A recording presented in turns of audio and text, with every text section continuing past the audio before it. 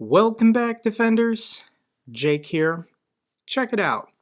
The number of soldiers fighting for Russia killed so far in this conflict is now over 250,000. In the comments section, people want to argue with me saying this number is both killed and wounded. And no, it's not. This says eliminated personnel. Now, this is a very large number. How is this possible? Well, 40,000 of these deaths were Russian prisoners used in meat wave attacks in the city of Bakhmut. Prigozhin and the Wagner Group have admitted to this. I would also estimate that another 70,000 of these deaths are Ukrainian citizens. Ukrainian men from the DPR and the LPR, force mobilized by the regular Russian military, used as cannon fodder on the front lines. They've taken horrendous losses. So of this 250,000, how many of them are regular Russian military? 140,000 regular Russian soldiers. This is why they had to force mobilize 300,000 last fall. This is why Dmitry Medvedev is bragging they've already conscripted close to 250,000 Russian men so far this year. Additionally, Russian commanders keep screwing up. Half of Russia's elite paratroopers have been killed or wounded in Ukraine, according to the British MOD, but the latest assessment is based on a speech by a top Russian general which sent the Kremlin into a panic. Top general reveals Russian troop losses. Kremlin desperately tries to hide his speech. I'm sorry, but if it's published on the internet, it's forever. And this general, Teplinsky, endorses the assessment that at least 50% of Russia's elite 30,000 paratroopers who have been sent to Ukraine have either been killed or wounded. This is the video. Of course, somebody downloaded it and saved it. There's no English subtitles yet. This will probably be subtitled in the next day, but if you speak Russian, I'll link this down below. And he was just trying to speak to his soldiers about the adversity and hardship of what they're going through and accidentally admitted to taking horrendous losses. Russia's most elite soldiers are being decimated in Ukraine. So this is where we are, where Ukraine's Ministry of Defense is posting "Who Wants to Be a Millionaire" meme on their main page, celebrating 250,000 soldiers fighting for Russia eliminated. This number counts everyone, if they came from any former Soviet republics or Syria or North Korea or wherever. Russia doesn't care. Vladimir Putin and the oligarchs of Moscow and St. Petersburg, they don't care how many Russian soldiers will die as long as their empire expands and their wealth and prestige grows as a result of this war. So Ukraine has to fight back. They have to defend themselves. According to a member of Ukraine's parliament, Germany might be ready to approve the transfer of long-range missiles for Kyiv. We've been hearing about this since May, but Great Britain has already sent the Storm Shadow. France has now sent the Scalp. The German equivalent is the Taurus.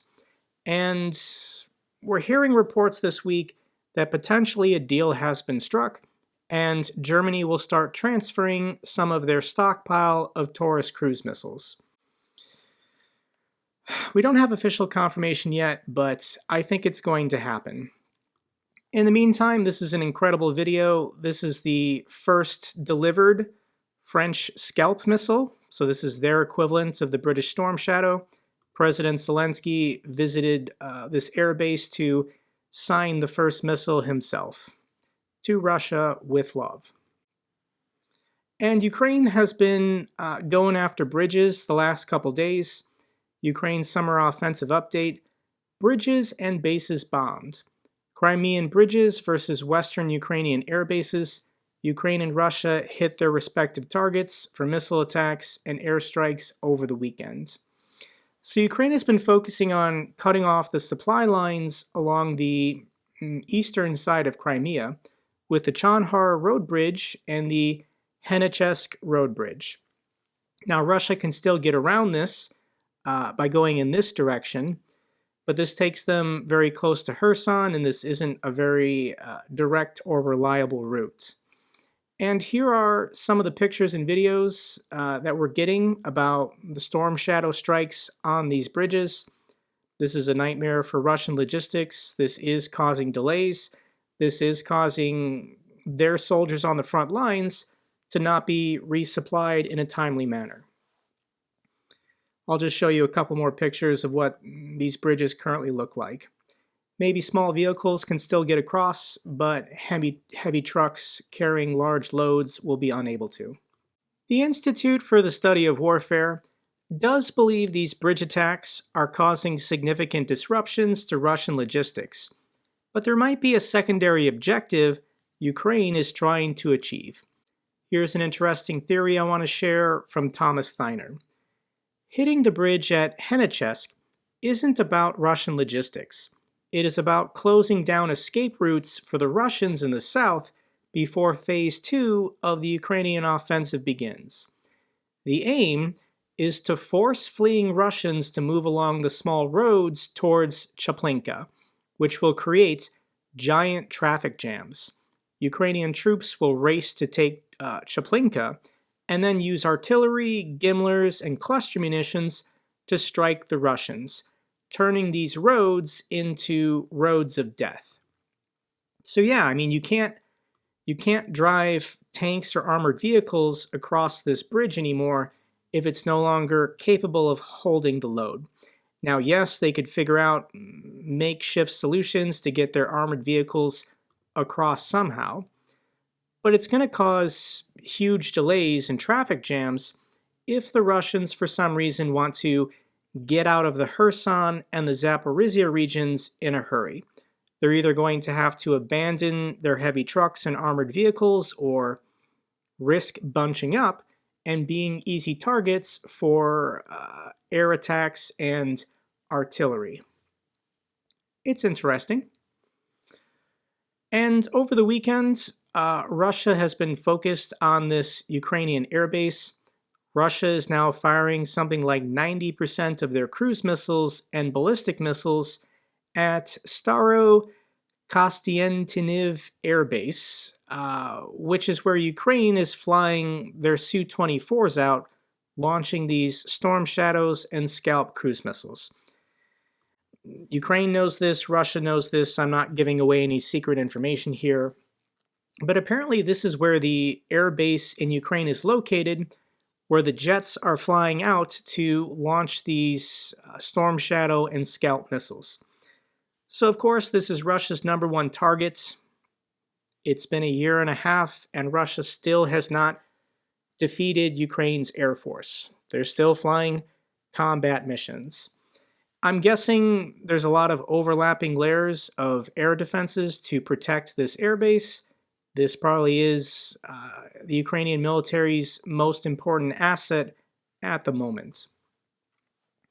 Zelensky warned Russia that it may be left with no ships if it continues to attack Ukraine's ports. I do believe at this point Russia is beginning to regret pulling out of the Black Sea grain deal now that that oil tanker was hit and all of Russia's commercial shipping in the Black Sea is now at risk. This is probably a nightmare for Russian companies trying to just carry on business as normal. But this is what President Zelensky has to say.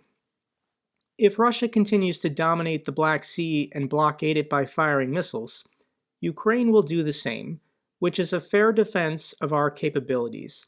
If they keep firing, we don't have that many weapons, but if they keep firing, they could be without ships by the end of this war.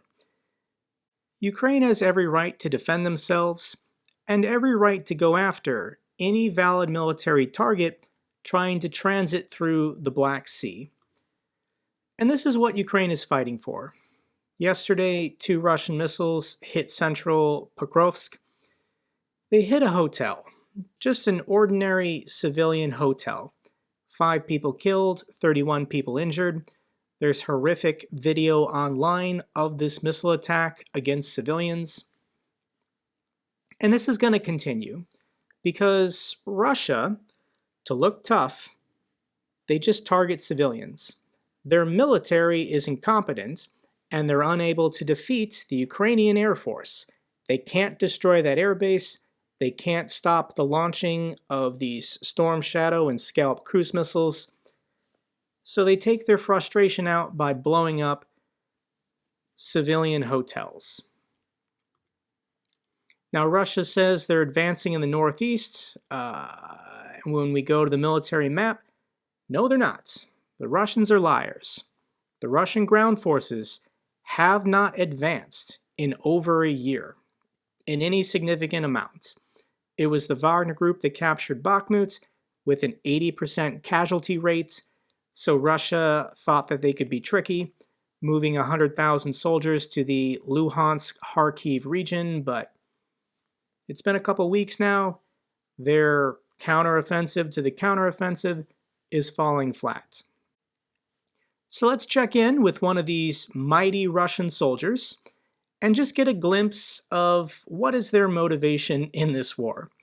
So this is a Russian prisoner of war being interviewed, talking about where he came from, what his life was like in Russia. This is what he has to say. I don't even have cell phone service where I live. We don't have lights. Water comes from the lake. We also get ice there. So somebody is interviewing him. They're asking him questions.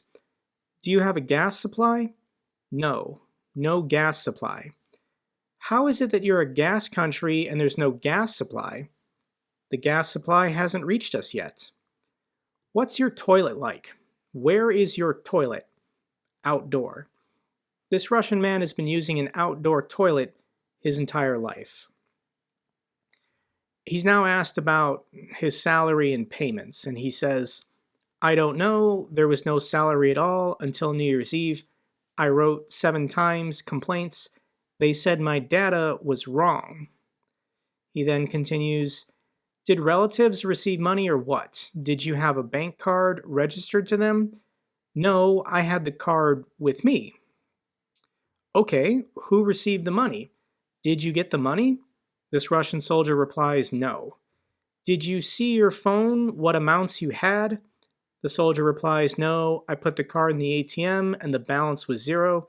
Then I lost my card. Wow. So the Ukrainian interviewing him says, so you didn't get paid? I didn't.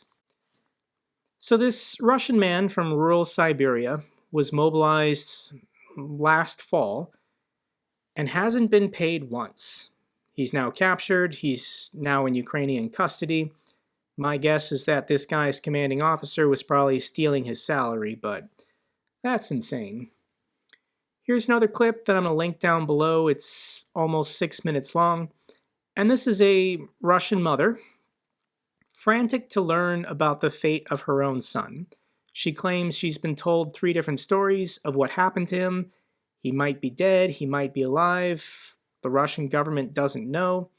So she films a video directly appealing to Vladimir Putin, asking for help to know the fate of her son, who died in this pointless war of imperialism. I'll link the clip down below if you want to check it out. What else is going on? The Wagner Group's social media accounts have been deleted from Russian social media. In a potentially worrying sign for the Kremlin, many of these Wagner groups had more fans on their pages than President Putin and the Russian Ministry of Defense. So this is on the Russian website vKontakte. This is the Russian equivalent of Facebook, where you can add friends, send messages, and post pictures. The Russian government is continuing their campaign to, deplatform and silence Prigozhin and the Wagner Group. Russia opens record number of treason cases in 2023. I'm shocked.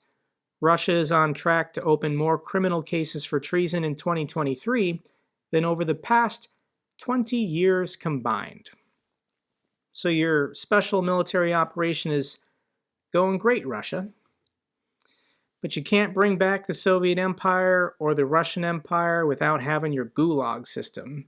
Just imprison and send to labor camps anyone who has the wrong opinion. Kremlin says it's theoretically possible not to hold presidential elections next spring. Putin is really freaking out about these elections in Russia come next March. He's not worried he's going to lose. The election is rigged. He just doesn't want widespread protesting or rioting because he's going to get 95% of the vote. And it's hard to believe you got 95% of the vote when there's mass protests and rioting occurring everywhere. Now, I'm sure Putin would love to cancel this election. He's just trying to figure out how he's going to explain that without triggering more protesting and rioting. And I don't know how you can cancel an election when you're not at war. Nobody has invaded Russia. They haven't declared martial law. You go to prison if you call this war a war. It's a special, limited military operation. So yeah, how's Putin going to cancel those elections? Here's a hilarious story. North Korean hackers breached top Russian missile maker. So of course, while the Russians are claiming the North Koreans are these great friends, a great people, a great ally, reports are coming out now that the North Koreans, in Russia's moment of vulnerability, have been choosing to hack and steal their classified information. The North Korean government doesn't even care about North Korean people. Why would they care about Russia and their war effort in Ukraine? Russian propaganda is trying to convince Russia that currency fluctuations and the devaluation of the ruble have nothing to do with pricing. You don't shop with US dollars. This is what Russians are being told on TV, as their currency currently is in a free fall. As of today, $1 US is now equal to 97 Russian rubles. Some people don't understand how this works. It's getting worse, not better. The lower number means your currency is strengthening. And I think perhaps there is some kind of psychological effect at $1 US to 100 Russian rubles. It is possible Russia's central bank is using their foreign currency reserves to buy back their own currency just to stop it from devaluing to that triple-digit number. Russia can do this. They're basically just setting their money on fire, buying more of their own worthless currency. Russia's ruble is the most manipulated currency in the world, but even the Russia's central bank can't stop its devaluation for those still willing to trade this currency.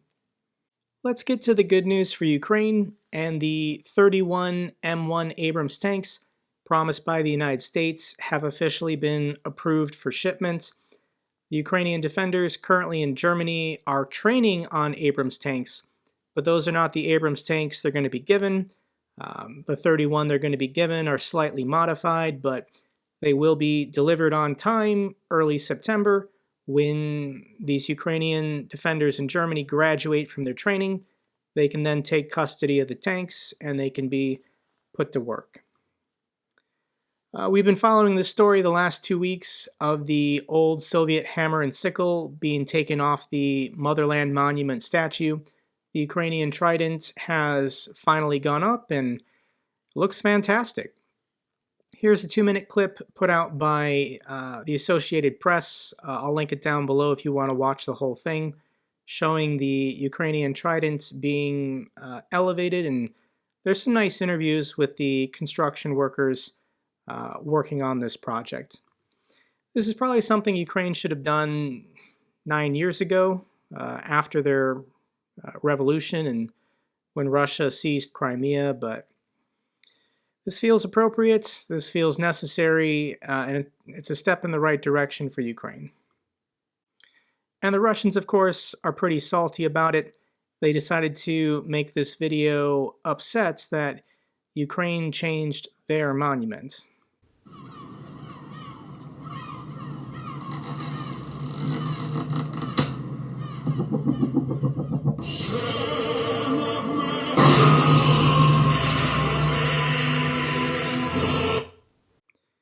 I think the Russians are starting to crack. Final clip I have for you is a Ukrainian defender who wants to show you exactly how hot it is fighting on the front lines these days. Іноді, цивільні люди думають, що вони стомилися від війни, від своєї праці.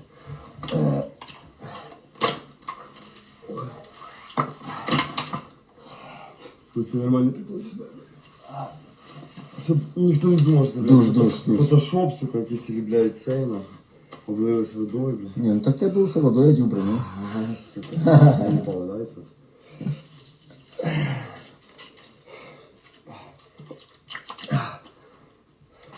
Не вспомните, блядь.